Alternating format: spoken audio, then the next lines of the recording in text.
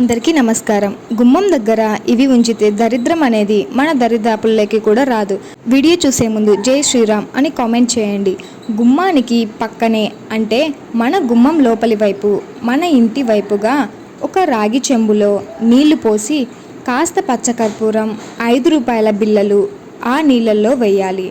అదేవిధంగా ఒక ఎరుపు రంగు పుష్పం, వీలైతే ఒక వట్టివేళ్ల గుత్తి అందులో పెట్టండి. గుమ్మానికి లోపలి వైపుగా గుమ్మం పక్కనే ఆ చెంబును ఉంచాలి.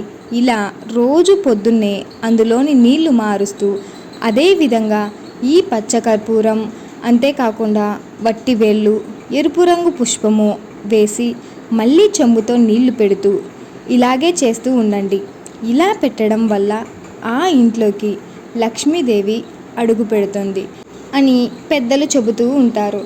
అంతేకాకుండా దరిద్ర దేవత ఆ ఇంట్లో నుంచి వెళ్ళిపోతుంది అని కూడా పెద్దలు చెప్తూ ఉంటారు. కాబట్టి గుమ్మానికి పక్కనే వట్టివేళ్ళు, పచ్చకర్పూరం, సుగంధ ద్రవ్యాలు ఇవన్నీ కలిపి పెట్టుకోవాలి. అదేవిధంగా గుమ్మానికి బయటి వైపు పక్కనే దీపాలు పెట్టండి. సో ప్రతిరోజు కూడా సూర్యాస్తమయ సమయంలో గుమ్మానికి పక్కగానే ఈ విధంగా ఎవరైతే దీపారాధన చేస్తారో ఆ ఇంట్లో దరిద్ర దేవత నిలబడదు అని ఖచ్చితంగా పెద్దలు చెబుతూ ఉన్నారు. కాబట్టి ఈ పరిహారాన్ని పాటించండి.